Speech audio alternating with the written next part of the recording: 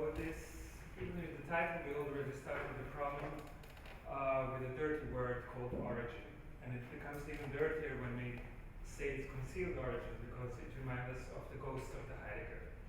But if we go to the origin, we might also conceive of origin as the radiant origin, that of trace, or of mark, or that of a difference. So when we look at the photograph here, we think that we see a paper, and we think that we see a photograph. The photograph maybe happens even before it was photographed. The photograph is in all these wrinkles that are basically the results of the difference, or trace, or mark, or wound that marks this origin. So that's one important thing more about to say about origin is not to think of it as a birth or beginning, but to think of appearance, especially in photography. When we say the first photograph ever made, we must not think of this was the birth of photography, but appearance. So we can start with the ghosts. The first photograph ever taken, according to this source, is the photograph of a ghost reading on a slanted table with two birds, ghost birds, watching it. This figure is most probably the ghost. As we can see at the beginning, or at the appearance of the photography, there were mostly dead people who were photographed. They were actually the perfect subject for the photography because they were not moving. But if you think that they are ghosts, they're not ghosts, they're dead. The ghost of photography can be seen as apparatus. So this apparatus made also the living look like ghosts. So when we have here two levels of disappearances. One is like in the content, as in this example, as that was already mentioned today, the hidden mothers, where they were instrumentally used so that the children wouldn't move. But the second level is that they really appear as ghosts. You can even see that in photographs of William Hopper, the ghosts again appear in the image. Now there was a lengthy discussion and book written about whether these images are true or not, whether these are the real ghosts or they are not real ghosts. On this level, maybe they're fraud, but on another level, these are real ghosts. These are the ghosts of the process of photography, because they're double exposure. So if we look at this appearance of the photography, always the process or the apparatus appears as a ghost in the image.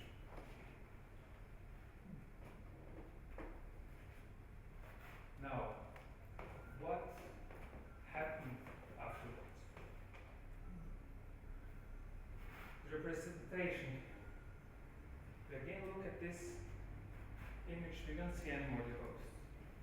Now, if you know that this image is made in 1816 by CFAR, and it's called A View from a Window. We see now rooftops, shadows, windows, and all different structures of the city, the horizon. The image stops being the image of the ghosts, but the image of the landscape. What propelled this change? We have two main reasons. One, the truth disappeared from the handwriting. With the arrival of the print press, the handwriting became something that is art, that is opinion, that is a letter. And the printed word became that of the political representation. The printed word had the authority to say, this is what is true. That role in the pictorial space was present in the painting. The painting was for centuries structured so that the whole structure of the state, of the power, is embedded in the painting itself. But the photography had one immense advantage over painting. It was mechanically produced and reproduced. That meant that the photography could again take the same role as the printing press. So it could produce the fruit mechanically. So we all know how that developed in the next couple of decades. Photography became more and more representative. The blurs and the ghosts were disappearing, and the painting, and it was also kind of almost, we can say, taking the burden of representation from the painting and giving it to the photography. In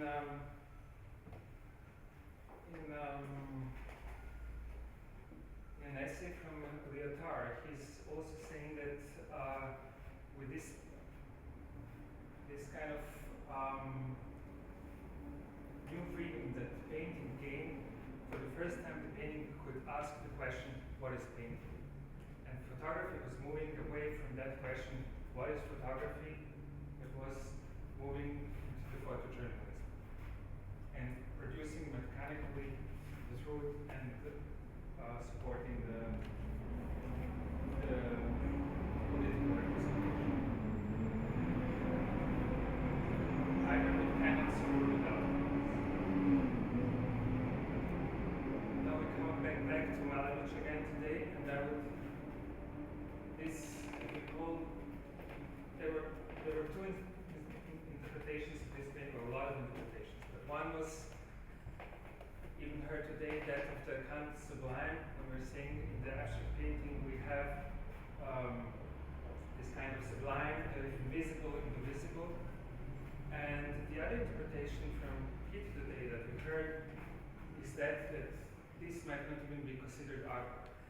So if we said this is not a painting, we can say that this is non-painting. Or we can say, if you take the paint outside, we can say this is no thing or nothing of the painting.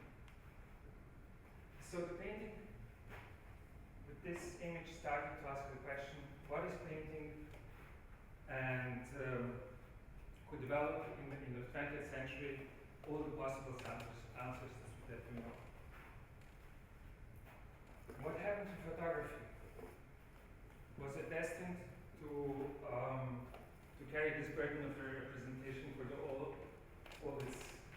all the time? We can again come back to this before. If you look carefully, this image is a bit distorted from the original image because I inserted my paper into this work. Because this image is not image anymore. This image became virtual image. This image has lost these two dimensions that it always had, and it's lost this property of the object, but it became something that has no dimension. It became virtual image. What does it mean that this image is virtual? What is the implication of it? Closer argues that with the arrival of digital, the image has become immortal.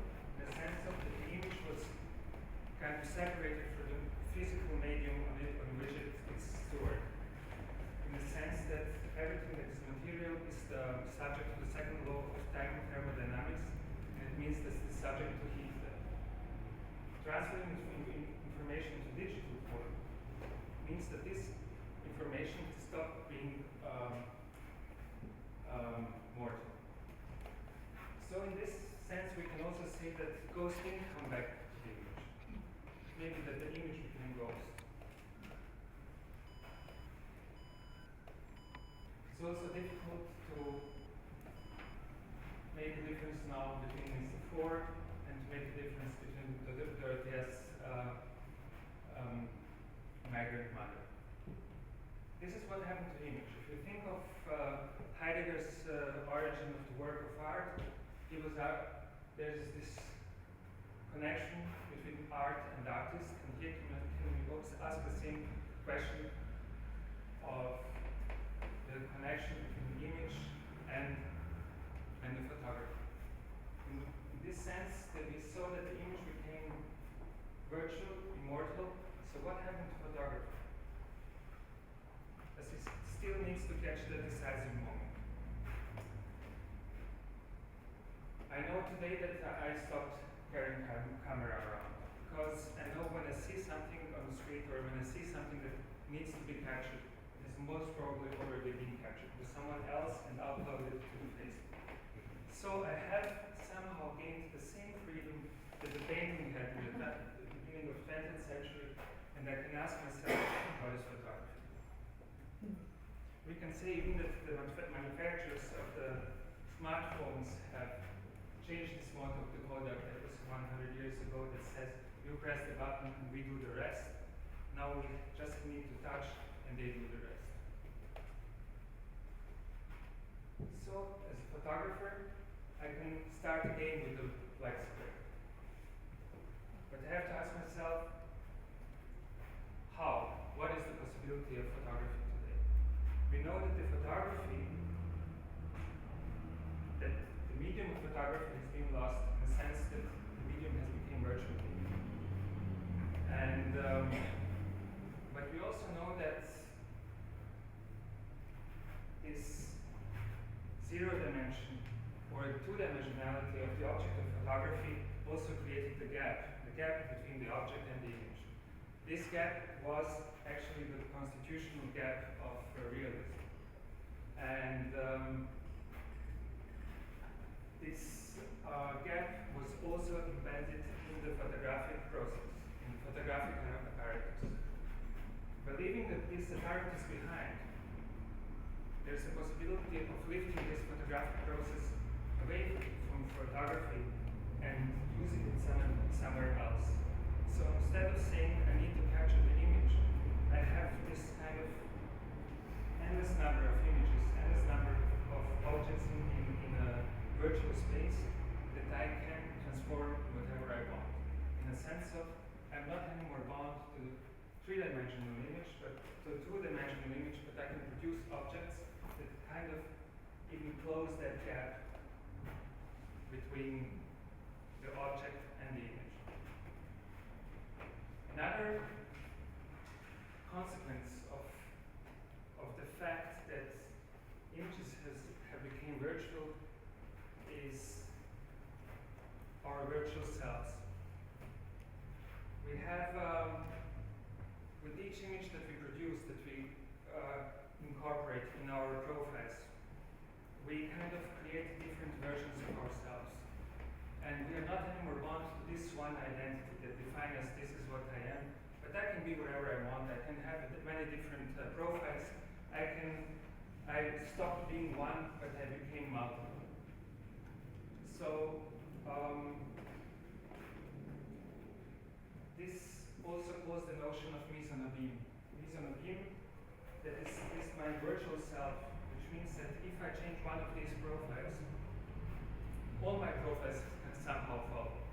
So if, like when in a mirror, when I make a movement to mise en abîme, I see like 100 heads moving to the left or to the right. The same things happen in this virtual world. So maybe my role of photographer, as a photographer today, is to stop being a chemist or just to stop being a computer programmer, but maybe to become a digital alchemist, someone who prescribes pharmacon, maybe not in the dose that is lethal or neither in the dose that could cure, but in the dose that could kind of start revealing the invisible in the visible.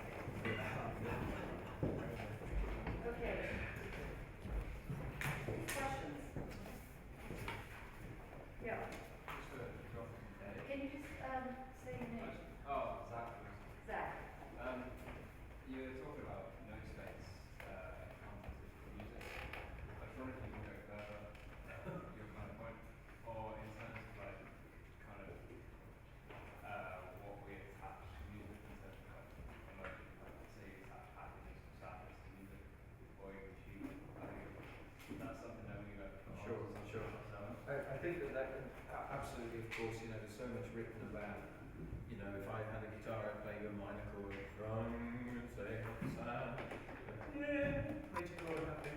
You know, these are, I think, what we could see as enculturated associations. So things that we get in utero, you know, we hear when we're in the womb. We don't start hearing when we're born. We hear before that.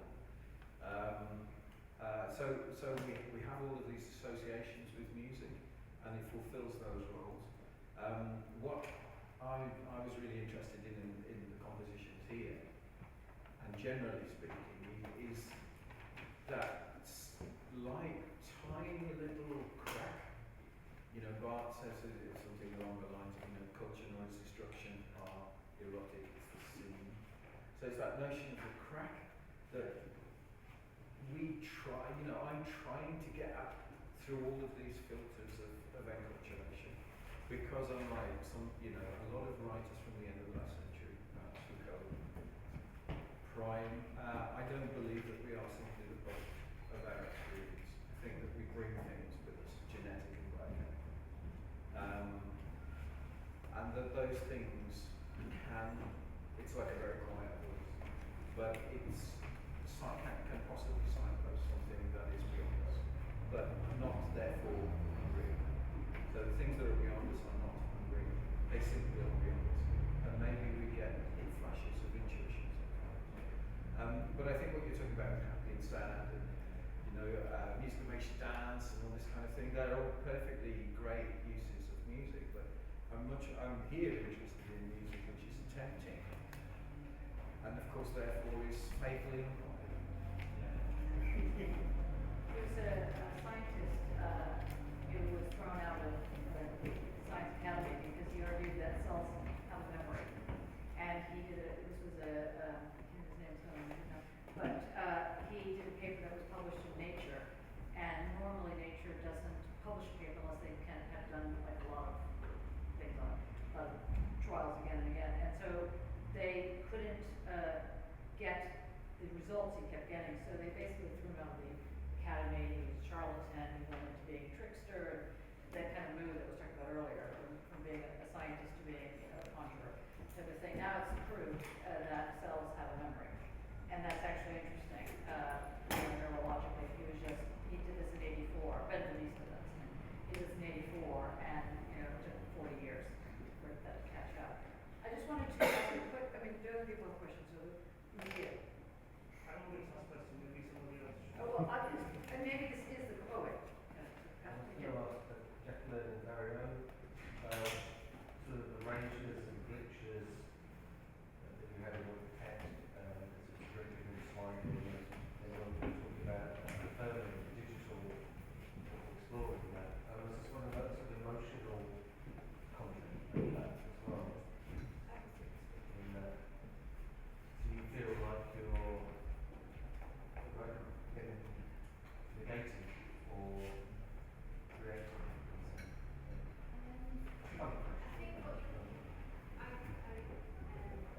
Can you shout? It's not like Thank you for raising that. That's important. I think that those glitches or slippages, what I see are sort of couple of breaks or silences or and Bart's talks really nicely about those sort of things that float and do not hear, doesn't come across at all. But I see them as sort of generative things, positive instances, and if you're talking about emotion, that for me is what we can't necessarily name, but it's the experiential, that kind of thing. I mean, just for those of you that didn't hear in the back, what Jackie basically was saying is this role of the so-called nose. Let's put. I'm just going to paraphrase, so therefore say something completely different. But so basically, this thing called the no space, or the way in which the paper is operating as both a palimpsest and at the same time something else. You have this situation that is generative. And this again gets to your question, your point about origin, with it not being the start, but being sort of a lot of the genealogical logic, some kind of it, almost in the chain logic, or whatever. A number of us have been working on these questions. reading on the screen, and he kept saying, I'm reading the paper. I thought it was fantastic because you were reading the paper. I gave it a whole different context, which was quite nice. I wanted to ask all of you, and you don't all have to respond, but it seems to me that there's a retrieval of this thing called the virtual, which you were talking about, in order to give something that is not nothing, but not nothing. It's day in court, as it were. Its ability to say, I'm here, and I'm clear, and I'm shopping. So it's actually dealing with some form of materiality, just not materiality that we're used to, that we can name. Now there are attempts to name this. The questions of entanglement you brought into Jonathan. The questions of the way in which ghosting operates, ghosting machine. I'm just wondering, is there another name? I think Daniel has another name for it. For the virtue, Well, no, for this thing that has materiality that operates as a platform almost, as a kind of origin. Never mind. well, it has many names. I think I would would say that one of these possible names is desire, which goes back to your paper. And I was actually, I meant to ask if it's possible to kind of get a combined answer. What is the connection between the question of origin and the question of desire? Yes, that's a good question, but just to answer my own question, because I didn't think of desire, I was thinking photography. Yes, Photography is kind of the but I have to talk about it tomorrow. I know that. The 21st century version of how one talks about this origin, but why would desire be linked, let's say, to photography, but also why does desire operate as a kind of groundless ground? Why does that operate? I don't know, Gregory? Well, I think it's generative. I think desire in itself is generative, isn't it, actually? And yeah, I suppose again it's the sort of response to, again, we might come back to what you were just talking about, Joe. I mean, Osip Mandel said that when he sat down to write, for him it was akin to translating the pre-verbal hum inside his mind into a verbal form, and yes, touches on another point come out of this panel. And I suppose as soon as you recognise that hum, the desire becomes intensely generative. Actually, I think that becomes the propulsive force, I suppose, to try and grasp it. But what's radical, or let's say blasphemous even, about what this whole panel is saying, is that, basically that which could not be said, that said something generative, was God. I mean, if you're like into, certainly the Jewish religion, you can't name it, you can't say it, you can't utter it, you can't picture it, you can't do nothing with it. And what you call that which you cannot do anything with is God. Now, what I found interesting is that there's a secular version of this that's been presented today. And Jonathan. Well, just this is one of the things I was trying to aim at. Is the problem is, and this is that beautiful point made in the Kringaba, the improvisation. In the chat, and who the hell wants to hear bebop, man? Really? It's so. I mean, do you want to hear bebop from guys in there? Well, okay. Fair enough. Not me. The point being that the minute that you attempt to, this reaching for something, and the minute you codify, it becomes degraded. So that if you see religion as a cultural artifact, you could see all religions as an attempt to capture But these this is things. the degradation of Yeah. that which cannot be named. Yeah. So we're back to the top. But the minute that you try to codify and fix it, it becomes degraded. And that's the point about, from that Kringaba, I think, that it has to be a constant transgression. But the What degradation, retail.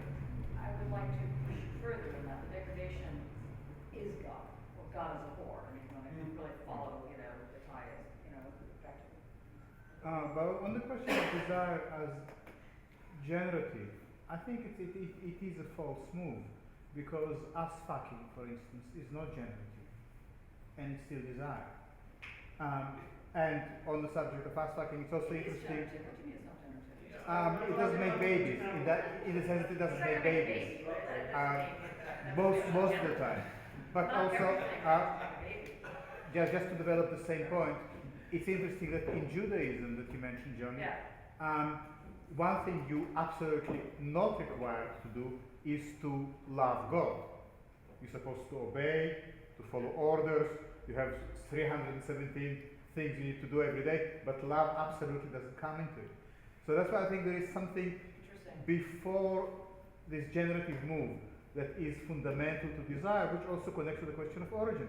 Because desire, and you have to kind of be tuned to the de prefix of desire. It's like in decoupling or in it's sort of, it's the undoing. So desire is the undoing of the origin, is the loss of the origin, is the memory of the lost origin.